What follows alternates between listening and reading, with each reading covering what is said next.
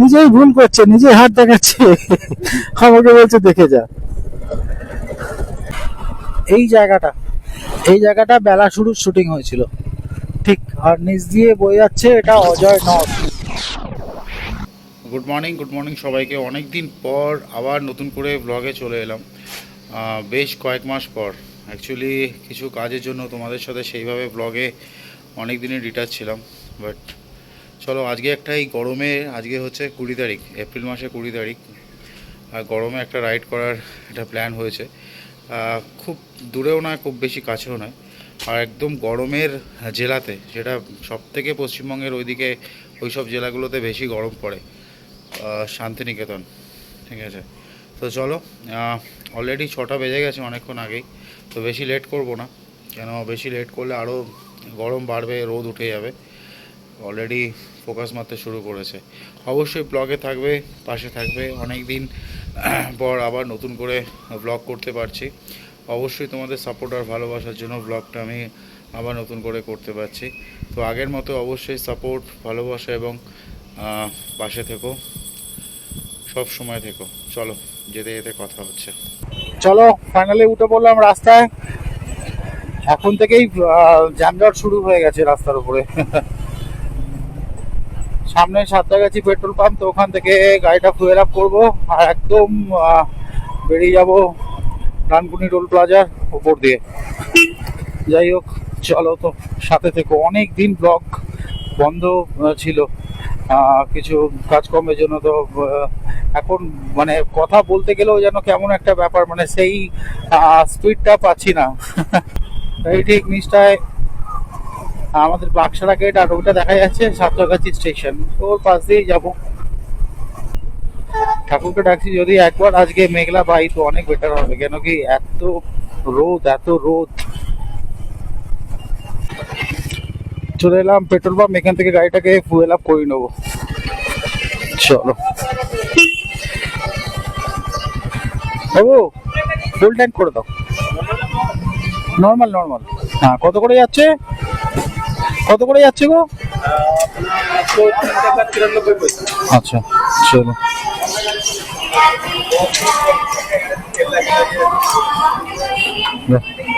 এই গানটা কি তোমরা চালাচ্ছ না এইচপি থেকে চালায় গো? মানে মালিক থেকে চালায়। চলো ডেপো যাচ্ছে না তো। হ্যাঁ, তেল নেওয়া হয়ে গেল, একদম এখান থেকে বেরিয়ে গেলাম। এখনো অবধি যা দেখতে পাচ্ছি রাস্তাঘাট কিন্তু অনেকটাই ফাঁকা আছে, আর রোদ্দুরের তেজ কিন্তু খুবই কম। এখনো অবধি তেজ ওঠেনি, বাট এবার আস্তে আস্তে গরম হবে। চলো, সামনে দেখো স্কুটির মধ্যে 3 জন, একটা ছোট্ট স্কুটিতে 3 জন নিয়ে চালাচ্ছে সকালবেলা। সত্যি মানে কেন এরকম ভাবে রিস্ক নেয়?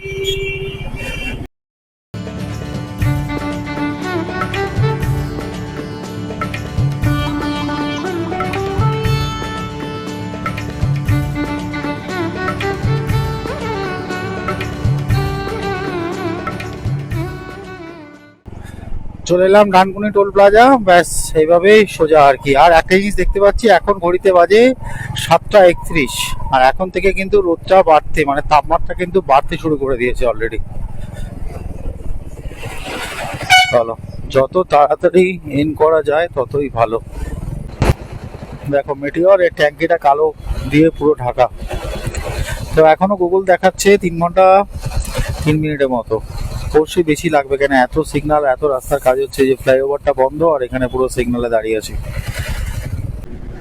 হেলমেটের কাজটা নামিয়ে নিলাম, কেন কি এত হাওয়া দিচ্ছে আর চোখে মারছে, তো চোখ আরো কত যেন জুড়িয়ে যাচ্ছে।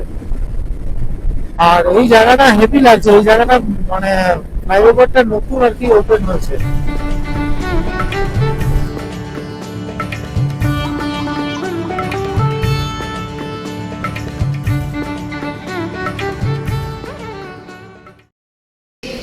চলো শক্তিগড় পৌঁছে গেছি, আর নর্মালি একটা ব্রেকফাস্ট নিয়ে নিয়েছি। এখানে রয়েছে এরকম কচুরি, এরকম একটা পিস কচুরি, আর তার সাথে রয়েছে এরকম একটা ঘুগনি, আর তার সাথে ল্যাংচা। তো ব্রেকফাস্ট হয়ে গেল, আর ব্রেকফাস্টে মোটামুটি বিল হলো 96 টাকা মতো। অ্যাকচুয়ালি 96 নয়, দুজন ছিল আর একজন, তিনজন ছিল। তো যাই হোক, এবার এখান থেকে 15 কিলোমিটার হচ্ছে নবাবাদ। নবাবাদ থেকে ডান দিকে চলে যাব। আর এখনো গুগল টাইম দেখাচ্ছে 2 ঘন্টা 3 মিনিটের মতো। দারুণ লাগছে এই জায়গাটা, দেখো পুরো মায়াবী লাগছে। পুরো ওদিকটা দেখে মনে হচ্ছে ফগ পড়েছে, মানে শীতকাল শীতকাল মনে হচ্ছে। আর এই রাস্তাটা নতুন মনে হয় পিচ পিচ করা হয়েছে, এত চকচক চকচক করছে একেবারে রোদ পড়ে। একদম চলে এলাম নবাবাদ মোড়, আর টাইম হচ্ছে এখন 9:36, আর 1.5 ঘন্টা মতো দেখাচ্ছে। মোরগ্রাম 131 কিলোমিটার, রামপুরহাট 118, সিউড়ি 85, কাটোয়া 59, গুসকরা 27, আর সর্বশেষ মানে আমাদের জার্নি বোলপুর শান্তিনিকেতন, এখান থেকে 50 কিলোমিটার। চলো, 50 কিলোমিটার যেতে 1.5 ঘন্টা টাইম লাগছে। ওয়ান ওয়ে রাস্তায় মোটামুটি 2 লেন থাকলে 1 ঘন্টার মধ্যে পৌঁছে যাওয়া যায়। তো সামনে গিয়ে একটা রেল লাইন পড়বে, রেল গেট ক্রস করে তারপরে একদম মানে বোলপুরের সেই লেভেলের রাস্তা স্টার্ট হয়ে যাবে। চলো।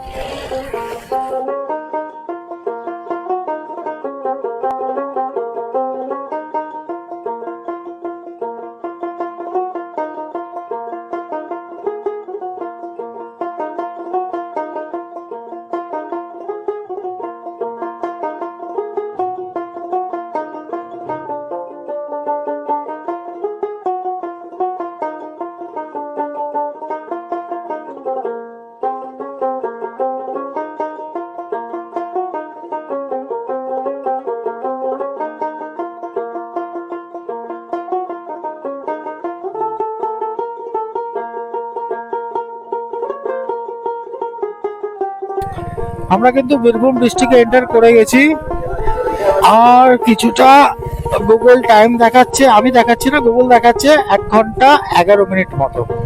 তো সত্যি কথা বলতে আজকে এত তাড়াতাড়ি শান্তিনিকেতন যে ঢুকবো, আমি তো সত্যি কথা আমি ভাবতেই পারিনি। মানে আমার কাছে এটা একদম আশ্চর্যের মতো লাগছে।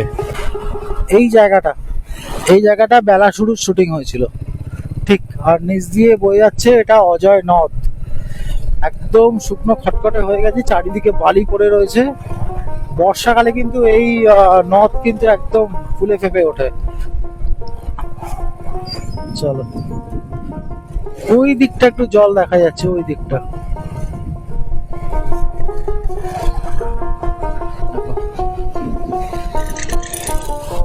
এই জায়গাটা না আমার খুব ভালো লাগে, এই অজয় নদ। এই ব্রিজটা দিয়ে চালাতে আমার ভীষণ ভালো লাগে।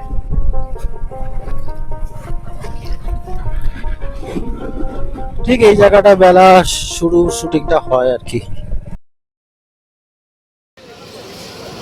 Good evening from Bolpur.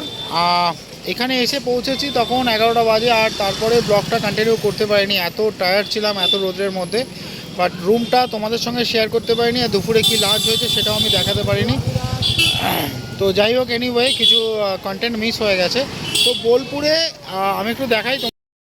এটা একদম বোলপুর বাজার, ঠিক আছে? এটা একদম বোলপুর মানে শান্তিনিকেতন বাজার, একদম এই সাইডটা হচ্ছে শান্তিনিকেতন ক্যাম্পাস। এই টোটোটার ওই যে লাইটটা জ্বলছে ওটা শান্তিনিকেতন ক্যাম্পাস, আর সোজা চলে যাচ্ছে সামবাটি মোড়। আর এখানে বিখ্যাত একটা দাদা আছে, এই দাদার দোকানে ফুচকাটা খেতেই হবে, না খেলে হয় না, ঠিক আছে? বিখ্যাত ফুচকা করে এই দাদা। এই যে ধনে পাতা ফোনে পাতা দিয়ে সমস্ত কিছু দিয়ে, আর এখানে জলটা দেখো মাটির হাঁড়িতে দেয়। দাদা 10 টাকায় কটা করে দাও? 10 টাকায় 4টে, কিন্তু পুষিয়ে যাবে। এর আগের বার যখন এসেছিলাম তখন তো ব্লগিং হয়নি অ্যাকচুয়ালি, তো সেই সময় কিন্তু এই দাদার থেকেই ফুচকা খাওয়া হয়েছিল। চলো, আমার চ্যানেলের নাম হচ্ছে ড্রিম রাইডার 1984, সাবস্ক্রাইব করে নেবেন। সমস্ত আছে, বাংলা ভাষায় কন্টেন্ট ক্রিয়েট করি, আর মোটো ব্লগিং করি। আমি থাকি হাওড়া সাঁতরাগাছি, পাহাড় ফাহাড় সমস্ত রয়েছে, অরুণাচল প্রদেশ সব বাইকে রাইডে। আমি আরসিবিরই একজন মেম্বার, হ্যাঁ রাইডার, মোটো ব্লগিং। বাইকটা আমি রেখে এসেছি ওখানে, হাঁটতে হাঁটতে চলে এসেছি, ঠিক আছে? একটা রাইডার আছে দেখবেন খুব ফেমাস এই বাবু ভাই। হ্যাঁ বাবু ভাই বাবু ভাই, হ্যাঁ হ্যাঁ হ্যাঁ, ইউটিউবে, হ্যাঁ ইউটিউবে আছে। ও বিগ বস এসে ছিল হ্যাঁ হ্যাঁ হ্যাঁ। বাবু ভাই। আমার এখন কন্টিনিউ হচ্ছে না কেন, এখন নতুন একটা বিজনেসের সঙ্গে আমি একটু যুক্ত হয়ে গেছি, তো ওই জন্য না হলে মাসে মাসে এরকম আপডেট আসতো আমার ইউটিউবে পেয়ে যাবেন। আপনি সাবস্ক্রাইব করে নেবেন ড্রিম রাইডার 1984, ওখানে পেয়ে যাবেন। ঠিক আছে, চলো তাড়াতাড়ি ফুচকা খাবো, ফুচকা খেয়ে বাইকটা একবার হোটেল থেকে নেবো, নিয়ে দেন বেরোবো, তারপর আবার কথা হচ্ছে। 2000 years later. যাই হোক, ফুচকা খেলাম আর তার সাথে চা ফা হাবি জাবি খেয়ে আমি রুমে চলে এলাম। রুমটা তোমাদের সঙ্গে দুপুরবেলা শেয়ার করার কথা ছিল, বাট আমি শেয়ার করতে পারিনি, এতটাই টায়ার্ড লাগছিল। তো এখন আমি রুমটা তোমাদের একটু দেখিয়ে দিই।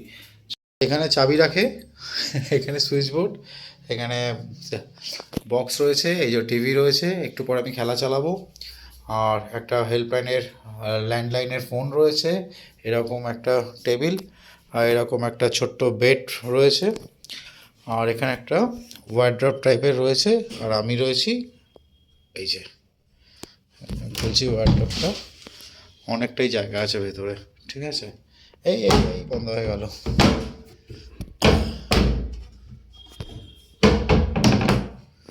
আর এখানে একটা জানলা আছে, জানলাটা সকালে খোলা হয়নি, বাইরের দিকটা অন্ধকার পুরো, বাইরে দেখা যাচ্ছে পুরো আম বাগান। ঠিক আছে, আর এখানে একটা কনস্ট্রাকশনের ছোট্ট কাজ চলছে, আমি জিজ্ঞেস করলাম, বললো এখানে আরেকটা রেস্টুরেন্ট হবে এইরই। তো একটু ওয়াশরুমটা দেখিয়ে দিই। এই যে ওয়াশরুম, কোমোট, আর এখানে একটা গিজার রয়েছে, শাওয়ার, একটা বেসিন, ছোট্টর মধ্যে পরিষ্কার পরিচ্ছন্ন ওয়াশরুমটা একদম। এই যে, আর এসিটা কিন্তু সত্যি, এসিটা আমি তোমাদের সামনে অন করছি, সত্যি কথা, মানে আমি যেটা তোমাদের মেন আমি শেয়ার করছি, মানে আজকে বাইরে চলছিল 46, তো আমি এই ঘরের মধ্যে এসি চালিয়ে এই রকম ব্ল্যাঙ্কেট আমি চাপিয়ে আমি দুপুরবেলা ঘুমিয়েছি, মানে এটা কিন্তু মোটা ব্ল্যাঙ্কেটটা। ঠিক আছে, এই দেখো মোটা ব্ল্যাঙ্কেট। চলো, এসিটা কিন্তু খুব তাড়াতাড়ি ঠান্ডা করে দেয় রুমটাকে। গরম গরম এরকম একটা ফিশ ফ্রাই দিয়ে গেছে। ঠিক আছে, খুব একটা দাম না, গরম আছে ফিশ ফ্রাইটা, একটু ভাঙি দেখি। এই যে আম টাইপের ফিশ ফ্রাই, শসা, পেঁয়াজ, গাজর, শসা, তার সাথে লেবু আর কাসুন্দি। ফিশ ফ্রাইটা খাবো আর তার সাথে এরকম খেলা দেখবো। চলো চলো, অনেক রাত হয়েছে, ডিনার চলে এসছে, তাড়াতাড়ি ডিনার করব আর শোবো। কালকে মর্নিং একটা প্ল্যান হয়েছে, তো মর্নিংয়ে কী প্ল্যানটা হয়েছে সেটা মর্নিংয়ে শেয়ার করব। তো আপাতত ডিনারে কী দিয়েছে সেটা একটু তোমাদের সাথে শেয়ার করি। এটা দিয়েছে চিকেন দো পেঁয়াজা, এখন আমি টেস্ট করিনি। আর এখানে হাতে করা রুটি, তার সাথে পেঁয়াজ, কাঁচা লঙ্কা আর এক বোতল জল রয়েছে, ব্যাস, দ্যাটস এনাফ। তো কেমন হয়েছে না হয়েছে সেটা একবার খেয়ে নিই, খেয়ে তারপর জানাবো। দেখি এক পিস এখান থেকে নিচ্ছি, দেখা যাক।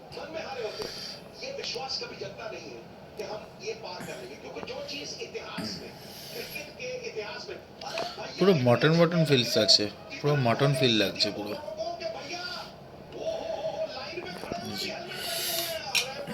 দেখি কেমন লাগছে খেয়ে।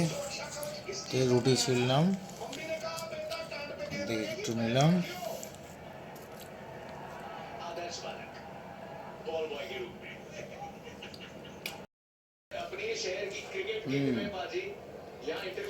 মটনের মতোই লাগছে, ভালো করেছো, একটু স্পাইসি আছে, ভালো আছে। তো যাই হোক, তাড়াতাড়ি করে শুয়ে পড়বো, কালকে মর্নিং একটা প্ল্যান আছে, কি প্ল্যান আমি আগেই বলেছি, সকালবেলা উঠে তোমাদের সঙ্গে শেয়ার করব। আর চলো, আপাতত আজকের দিনের ব্লগটা এখানেই এন্ড করছি। ভালো থাকো, সুস্থ থাকো, গরমে সবাই সেফ থাকো, সেফ জার্নি করো, সেফ রাইড করো, সবার জন্য আমি একই কথা বলছি।